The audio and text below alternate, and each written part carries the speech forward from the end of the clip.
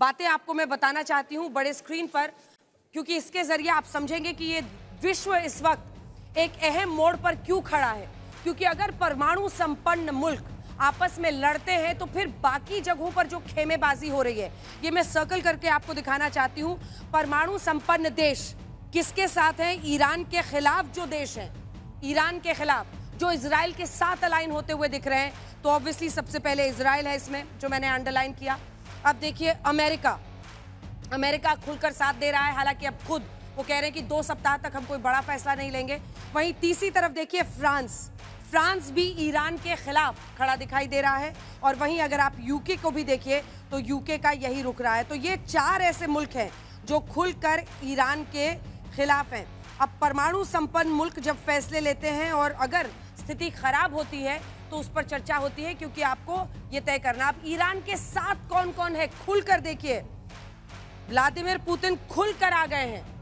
उन्होंने बीते दिन सीधी चेतावनी दी है अमेरिका को, सीधी चेतावनी दी है इजराइल को कि युद्ध रोको। और परमाणु संपन्नता में अगर आप देखिए तो रूस और अमेरिका दोनों बराबरी के कांटे की टक्कर में है। वहीं चीन एक और बहुत बड़ा प्लेयर जो कि खुलकर ईरान के समर्थन में आया है, वो अमेरिका को भी चेता रहे हैं। और दोनों की बातचीत हुई है, पुतिन और शी जिनपिंग की बीते दिन बातचीत हुई है, जिसमें उन्होंने ये तय किया कि हम लोग अमेरिका पर दबाव बनाएंगे, इजराइल पर दबाव बनाएंगे। और उसके बाद उत्तर कोरिया की मुन जोंग, अब ये तो एक अलग ही किरदार है, एक अलग ही कहानी है इनकी, लेकिन अमेरिका के खिलाफ बोलते रहे हैं। और इसीलिए अब ये जो उनका स्टैंड है वो हमने आपको इन सभी परमाणु संपन्न देशों का जो स्टैंड है वो दिखा दिया। अब अगली चीज जो आपको माननी है वो है ये 2 देश जिसमें भारत भी शामिल है, क्योंकि भारत ने एससीओ में तो खुलकर ईरान के खिलाफ, इजराइल के खिलाफ जो मोशन पास हो रहा था उससे वो पीछे रहे, लेकिन बाय एंड लार्ज अभी तक हमने क्लियर स्टैंड नहीं लिया है। और अब जो अगला देश है इसकी कहानी कोई नहीं समझ सकता। आसिम मुनीर जो इनका तथाकथित फील्ड मार्शल है, वो जाके ट्रंप के सामने जी हजूरी भी करता है, यानी अमेरिका के भी पास कटोरा लेकर जाता है। लेकिन जब ईरान की बात आती है तो मुस्लिम बिरादर के नाम पर खुलकर उनके खिलाफ भी नहीं बोल पाता है। तो इसकी तो एक अलग ही विडंबना है जिसका सामना आप करना है। अभी तो मुनीर अभी पाकिस्तान जब लौटेगा और वहाँ के बड़े बड़े जो मौलाना है ना, वो सामने खड़े ऐसे तन के कि ऐसे वक्त पर जब ईरान को अमेरिका धमका रहा है, तू गया कैसे अमेरिका के पास, डोनाल्ड ट्रंप के साथ तुमने लंच कैसे किया। तो ये खैर उनकी मुसीबत है। लेकिन अगली चीज़ जो आपको जाननी ज़रूरी है वो ये है कि नतान्ज, ये तमाम जो न्यूक्लियर प्लांट्स हैं, परमाणु ठिकाने हैं, वो हम आपको इस वक्त दिखा रहे हैं। ईरान का ये मैप है और उसी पर आप उनके परमाणु ठिकाने देख रहे हैं, जिसमें नतान्ज जहाँ पर हमला किया इजराइल ने, नतान्ज पर हमला वो कर पाए हैं। लेकिन ईरान की सबसे बड़ी बात है, सारे उसके न्यूक्लियर प्लांट्स जो है वो अंडरग्राउंड बंकर्स में है, वो अंडरग्राउंड बंकर्स में बनाता है। और इसीलिए सबसे बड़ा चैलेंज है, अगर फॉर्डो न्यूक्लियर प्लांट पर हमला करना है तो इसके लिए अमेरिका की मदद जरूरी है, क्योंकि इजराइल के पास ऐसे बॉम्बर्स ही नहीं है जो जमीन के नीचे जाकर इतना हमला कर सके। अब अगली चीज जो हम आपको दिखाने वाले हैं, जिससे ये साहब को देखिए, डोनाल्ड ट्रंप जी हैं, इनका आपको सुना देते हैं जल्दी जल्दी। 13 जून ईरान समझौता करे, आगे हमले और भी क्रूर होंगे, मतलब डरा रहे हैं ईरान को। अगला लाइए, एक दिन का इनका हम लोगों ने बयान निकाला है। ईरान समझौता करे, उसका 14 जून को कहते हैं कि इजराइल के हमले शानदार हैं और हमले होने बाकी हैं। 14 जून को इनका बयान आया है। अगला जो बयान है 15 जून का, संभव है कि अमेरिका युद्ध में शामिल हो जाए। खुद ही कह रहे हैं कि ये मुमकिन है कि हम भी युद्ध में शामिल हो जाएं। 16 को कहते हैं ईरान परमाणु संपन्न ना हो, ये तय करने की राह पर हम लोग हैं। 17 जून को कहते हैं ईरान को डील साइन कर लेनी चाहिए थी, जो मैंने कही थी, अब बहुत लेट हो चुका है, तो धमका भी रहे हैं। उसके बाद से 18 जून को ईरान से बिना शर्त समर्पण करने को कहा कि आप अनकंडीशनली सरेंडर कीजिए, ये ईरान को डोनाल्ड ट्रंप ने कहा है। उसके बाद से 19 को 2 सप्ताह के भीतर निर्णय लूंगा। उससे पहले बार बार कहते थे कि ये रात भारी है, आज मुश्किल है, ईरान को करना पड़ेगा समर्थन। ऐसे में जो भारत का स्टैंड है, सुधांशु त्रिवेदी जी आपकी नज़र से समझेंगे, क्योंकि पूरे विश्व में जो खेमेबाजी हो रही है और ये तमाम न्यूक्लियर पावर्स हैं जो खेमेबाजी इस वक्त कर रहे हैं, ये स्थिति आने वाले दिनों में कितनी विकट होते हुए आप देखते हैं। ए और बी, हम कब तक इस मुद्दे पर नॉन अलाइन रहेंगे, क्योंकि ये सच है, हमें 4 बार अपना जो पोर्ट है, बहुत सारे हमारे इंटरेस्ट ईरान में भी हैं, लेकिन इजराइल खुलकर खड़ा होता है आतंकवाद के खिलाफ भारत के साथ। देखिए, इस पूरे परिदृश्य को समझने के लिए थोड़ी सी पृष्ठभूमि समझनी चाहिए। शायद यंगर जनरेशन को ना पता हो, 1980 से पहले ईरान और इजराइल बहुत अच्छे दोस्त थे। उनके अंदर इंटेलिजेंस की इनपुट के भी शेयरिंग होती थी। अयतुल्लाह खुमैनी के आने के बाद जब इस्लामी क्रांति हो गई ईरान में, उसके बाद स्थिति ये आ गई कि दुनिया के इतिहास में पहली बार घटना हुआ जब तेहरान में अमेरिकन एम्बेसी पे कब्जा करके बंधक बना लिया गया वहां के लोगों को, और उसके बाद दुश्मनी एक नए डायमेंशन पे चली गई। मगर अब आइए आप साहब देखिए, हमारे जो रक्षा विशेषज्ञ हैं इनको ये बहुत बेहतर पता होगा। आज के घटनाक्रम की शुरुआत होती है अक्टूबर 2023 से, हमास द्वारा इजराइल पर अटैक। वो क्यों कराया गया, इसका भारत से कोई लेना देना नहीं है। क्यों भारत को इस विषय पे बहुत कॉशियस रहना चाहिए, इसलिए बताता हूं। देखिए, जब भारत ने सऊदी अरब और यूएई के साथ Bharat middle east Europe economic corridor बनाने का निर्णय लिया, जिसका केंद्र रहेगा हाइफा का बंदरगाह इजराइल में, यूएई ने इजराइल को मान्यता दे दी, सऊदी अरब मान्यता देने वाला था। मुस्लिम वर्ल्ड के दो ध्रुव हैं, एक है सुन्नी मुस्लिम वर्ल्ड का नेता है सऊदी अरब, और शिया मुस्लिम वर्ल्ड का नेता है ईरान। ईरान को लगा कि मेरे हाथ से सारी चीजें निकली जा रही हैं, तो हमास और हिजबुल्लाह जो कि प्रॉक्सी माने जाते हैं, उनके द्वारा इजराइल पर अटैक हुआ। और यह माना गया कि इजराइल चूंकि यहूदी देश है तो एक ऐसा भावनात्मक मुद्दा उठेगा कि सारे मुस्लिम देश एक हो जाएंगे, परंतु ऐसा हुआ नहीं। आपने देखा होगा यूएई सऊदी अरब ने कुछ बयान नहीं दिया, आज जाके बयान दिया है। पिछले 1.5 सालों से यूएई, सऊदी अरब, जॉर्डन, कतर ये देश बयान नहीं दे रहे थे। ये मुस्लिम कंट्रीज में वर्चस्व की लड़ाई है। वैसे एक और बात आपको एक इंटरेस्टिंग बता दूं, यहां एक और समस्या, ईरान शिया है, पाकिस्तान कट्टर सुन्नी है। और वैसे एक और इंटरेस्टिंग बात बता दूं, तेहरान के बाद अगर दुनिया में सबसे ज्यादा शिया रहते हैं तो वो भारत के लखनऊ में रहते हैं। इसीलिए आपने देखा होगा ईरान का शाह जब जब आते हैं, कोई भी प्रेसिडेंट तो चाहे 6 घंटे के लिए सही लखनऊ जरूर जाते हैं। भारत के लिए इस विषय की नजाकत इसलिए ज्यादा है कि अब जाके जब इजराइल ने ईरान पे इतना तगड़ा मोर्चा खोला है, तब मुस्लिम वर्ल्ड के अंदर थोड़ा रिएक्शन आना शुरू हुआ है। मगर ईरान से हमारे बहुत अच्छे संबंध भी रहे हैं। सैंक्शन लगने से पहले हमारा मेजर ऑयल वहां से आता था। चाबार पोर्ट जो है, जो ईरान का, वो हमारे लिए इसलिए इंपॉर्टेंट है कि जो पाकिस्तान का ग्वादर पोर्ट है, उसके आगे पर्शियन गल्फ की तरफ चाबार पोर्ट है, और चाबार पोर्ट पे हमारा उनके साथ इंटरेक्शन है। इसलिए आप समझ सकते हैं ये मुस्लिम वर्ल्ड के दो बड़े देशों के बीच में वर्चस्व की लड़ाई है। इसीलिए मोदी जी के नेतृत्व में भारत बड़ी सावधानी के साथ इस विषय को देखकर अपने कदम बढ़ा रहा है। और अब आप देख रहे हैं जिस ढंग से न्यूक्लियर पावर्स इसमें इन्वॉल्व होने लगी हैं, तो मुझे वो एक पुराने गीत की पंक्ति याद आती है जो आप सबने सुना होगा कि हम लाए हैं तूफान से कश्ती निकाल के, इस देश को रखना मेरे बच्चों संभाल के। उसमें एक लाइन थी, एटम बमों के जोर पे ऐठी है ये दुनिया, बारूद के एक ढेर पे बैठी है ये दुनिया, हर कदम उठाना जरा देखभाल के, हम लाए हैं तूफान से कश्ती निकाल के। तो मैं आज कम से कम देश से तो अलग और अपने विपक्षी दलों से कहना चाहूंगा, कम से कम अपने मुंह से हर एक शब्द निकालना बड़ा देखभाल के, क्योंकि हम तो चल रहे हैं बहुत संभाल के, मगर आप ऐसा ना हो। मैं इसलिए भी कह रहा हूं, हमास हिजबुल्लाह के बारे में हम क्यों बोल रहे थे, उस लड़ाई से हमारा कोई लेना देना नहीं था, हमारा कोई मामला नहीं था, इसलिए संभल के चलने की जरूरत है। और ऑन द लाइटर नोट मैं ये कहूं, आसिम मुनीर को बुलाकर जो लंच खिलाया, तो भैया उनको तो वो दांव दिया है अमेरिका ने कि वो समझ ही नहीं पाए। क्योंकि जो अमेरिका के प्रेसिडेंट के साथ लंच कर ले, वो मुस्लिम वर्ल्ड में सबसे बड़ा विलेन हो जाता है। उनको करवा दिया तनखैया। अब सोचिए, एक ऐसे मुल्क को जो खैराती लाल है, उधारी लाल है, जो भीख मांग रहा है, उसको कोई भिखारी को लंच क्यों देता है? एक कहावत होती है कि नंगा नहाएगा क्या, निचोड़ेगा क्या।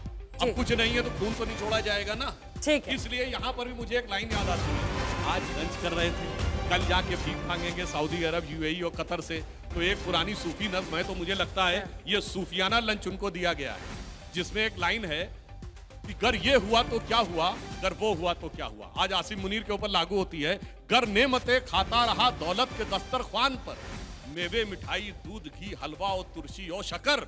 और दूसरी तरफ, या लाद गठरी भीख की टुकड़े के ऊपर धर नजर, होकर फना फिरता रहा कूचा बकूचा दर बदर। अगर ये हुआ तो क्या हुआ, अगर वो हुआ तो क्या। ठीक है साहब, ईरान ने इजराइल पर दागी है कई बैलिस्टिक मिसाइल्स, और आप देख रहे हैं बीते दिन से ये युद्ध बहुत गंभीर होता चला जा रहा है। अगर वाकई बारूद के ढेर पर ये दुनिया इस वक्त है, तो भारत का जो अभी स्टैंड है कि हम किसी एक के साथ नहीं जा रहे खुलकर, आप इसका समर्थन करते हैं? सबसे बड़ी पार्टी हैं आप विपक्ष के, इस पर क्या कहेंगे? देखिए, निश्चित रूप से भारत को वेट एंड वॉच थोड़ा करना पड़ेगा और तलवार की नोक पर जिस तरह से चलने का प्रयास होता है उस तरह से हमको आने वाले दिनों के अंदर सारी चीजें नाप के माप के उस तरह से हमको इस युद्ध, जो ये युद्ध चल रहा है ईरान इजराइल का, इसके अंदर चलना पड़ेगा। और जो विदेश नीति होती है वो सिद्धांत आधारित होती है और वो राष्ट्रहित में होती है। तो मुझे लगता है मौजूदा सरकार संजीदगी से इसमें काम करेगी, राष्ट्रहित में जो कुछ होगा वो निर्णय लिया जाएगा।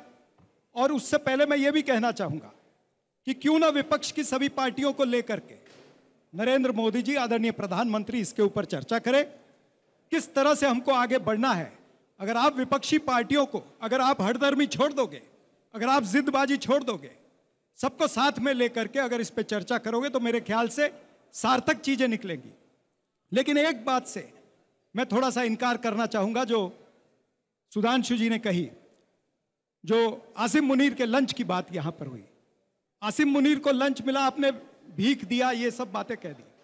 ठीक है, हम भी मानते हैं कि भीख दिया, लेकिन हमारे देश के प्रधानमंत्री को जब वो 35 मिनट की बात करते हैं आदरणीय ट्रंप के साथ, तो अपनी बातें तो रजिस्टर करानी चाहिए थी। कई सारी चीजें, आईएमएफ लोन से लेकर के वर्ल्ड बैंक का लोन, उसके बाद में एडीबी बैंक का लोन, इस तरह से तमाम सारी चीजें। और फिर यूएस, जिसका आप आजकल बहुत यूएस से प्रेम करते हैं, हम भी करते हैं, ऐसी कोई बात नहीं, लेकिन वो यूएस हमारी स्टील पर टैरिफ लगाता है, हम चुप रहते हैं। वो यूएस जो है हमें आंखें दिखाता है, कहता है ब्रिक्स से थोड़ा सा दूर रहिएगा, मार्को रूबियो ने कहा था, हम उसमें कुछ नहीं कहते। तो ये कब तक चलेगा? आपकी विदेश नीति ऐसी हो गई है कि उसमें हमारे जो पड़ोसी मुल्क हैं, वो चाहे मालदीव्स है, चाहे श्रीलंका है, नेपाल है, बांग्लादेश है, ये तमाम सारे मुल्क हमारे से दूर होते जा रहे हैं। इनका झुकाव जो है वो चीन की तरफ होता जा रहा है। चीन तो हमारा दुश्मन है ही है। चीन तो हमें कहता है कि ब्रह्मपुत्र का मैं पानी आपका धीमा कर दूंगा। चीन तो ये भी कहता है कि भाई हम आपके गांव के सारे नाम बदल रहे हैं। आपके मेंबर पार्लियामेंट तापिर गांव ने कहा कि अरुणाचल प्रदेश में चीन हमारी जमीन के अंदर घुस गया है जी, लेकिन फिर भी आप उसके ऊपर चर्चा नहीं करते। गलवान के अंदर 20 हमारे सैनिक शहीद हो जाते, लेकिन प्रधानमंत्री कहते हैं कि ना कोई घुसा था ना कोई घुसा है। तो ये जो आपकी विदेश नीति है उस पर मेरा आक्षेप है कि देखिए, आज रशिया भी $2.6 बिलियन का उन्होंने पाकिस्तान के साथ में स्टील इंडस्ट्री के लिए ट्रेड साइन किया। तो ये तमाम सारी चीजें कहीं ना कहीं भारत को पीछे छोड़ती जा रही है।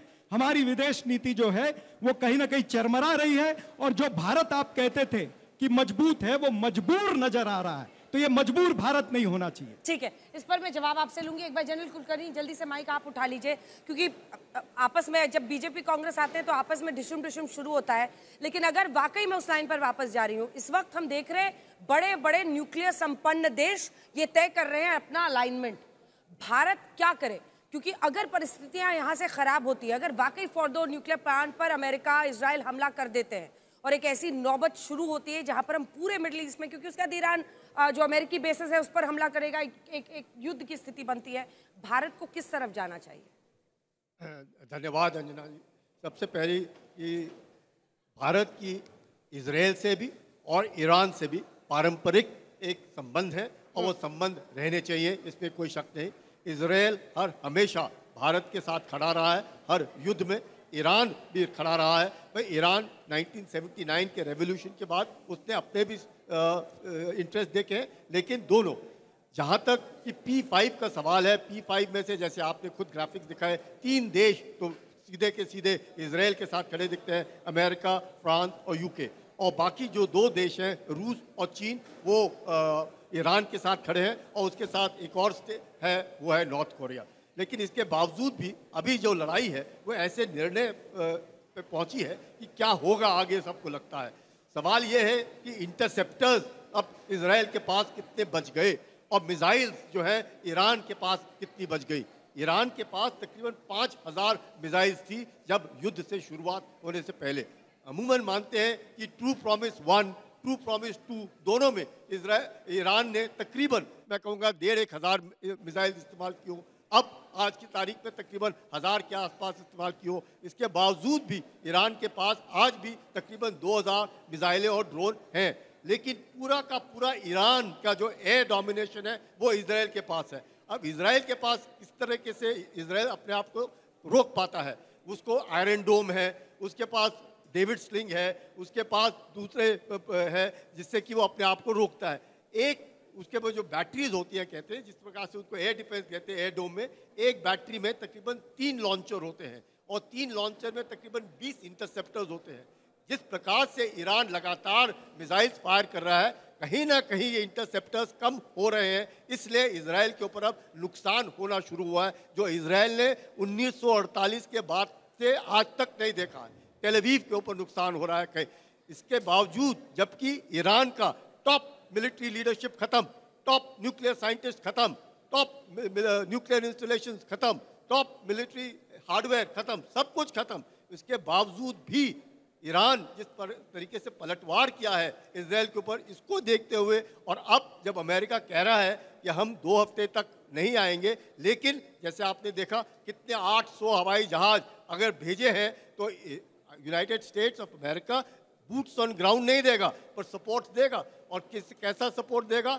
मुझे ऐसे लगता है 48 घंटे के अंदर साफ पता चल जाएगा कि खामेनी अगर नहीं बोलते हैं कि जिंदा हैं या मर गए हैं, इससे साफ पता चल जाएगा।